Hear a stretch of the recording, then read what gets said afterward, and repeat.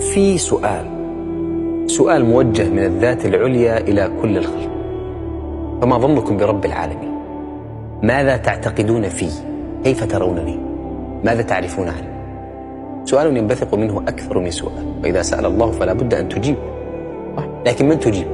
هل تجيب الله؟ الله لا يحتاج إلى إجابتك.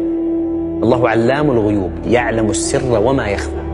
إذا سألك الله فهو يقصد أن تجيب نفسك، وإذا اختبرك الله فلا أحد غيرك مقصود بمعرفة نتيجة الاختبار. فما ظنكم برب العالمين؟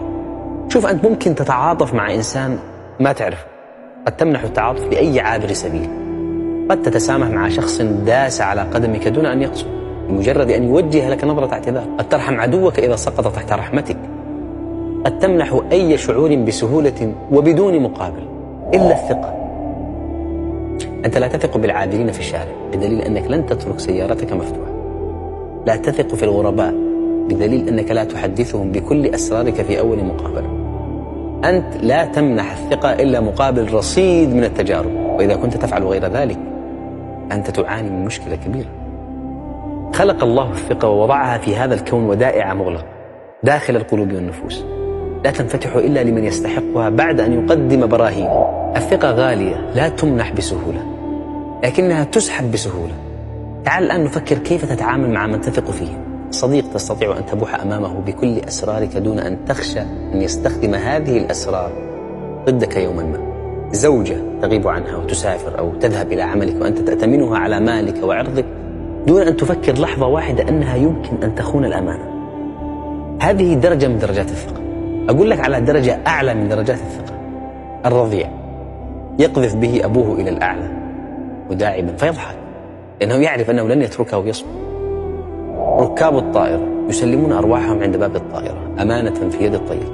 المريض ينام في سكينة تحت يد الجراح يجري له جراحة خطيرة لا يخشى أن تخطئ أصابعه فتكلفه حياة.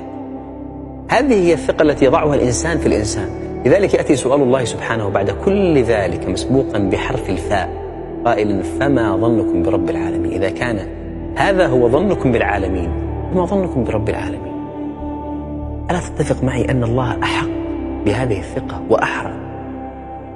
وضعت ثقتك في بشر قابلين للخطأ والزلل والسهو، قابلين للتغيير، ولم تضعها في الخالق الذي لا يتغير ولا يخطئ. كم مرة تمنيت شيئا بشدة وانقطعت بينك وبينه السبل، طلبته من الله فحققه لك رغما عن كل قوانين الدنيا. كم مرة مرضت وشفاك، كم مرة تعبت وأراحك، كم مرة خفت وطمأنك، كم مرة كان الله معك وكم مرة كنت مع الله. مسلم أخرج في صحيحه أن رسول الله قال: لا يموتن أحدكم إلا وهو يحسن الظن بالله. موسى عليه السلام في موقف عجيب، ولما نتكلم عن النبي نتذكر دائما قول الله على الأنبياء: أولئك الذين هداهم الله بهداه مقتده. تخيل معي موسى فر مع من آمن معه من بطش فرعون ووصل إلى البحر، العدو من خلفه، كل قوانين العالم تقول أنهم قد ضاعوا. قال أصحاب موسى: إنا لمدركون. منتهى اليقين في الهلاك. كلمة مدركون جاءت مسبوقة بلام التوكيد، وهذا يعني إيمانهم التام باستحالة النجاة. قوانين الطبيعة تقول ذلك، الفيزياء تقول ذلك، لا يمكن أن يسير إنسان على الماء. ردة فعل موسى كانت: كلا إن معي ربي سيهدين. ثقة عجيبة. أبو بكر يقول لرسول الله وهما في الغار والمشركين يحاصرونهم من كل جانب: يا رسول الله لو نظر أحدهم تحت قدميه لرآنا. رسول يرد: لا تحزن إن الله معنا.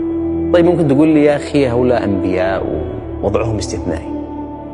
الله يقول في حديثه عن المشركين: وإذا مسكم الضر في البحر ضل من تدعون إلا إياه فلما نجاكم إلى البر أعرضتم.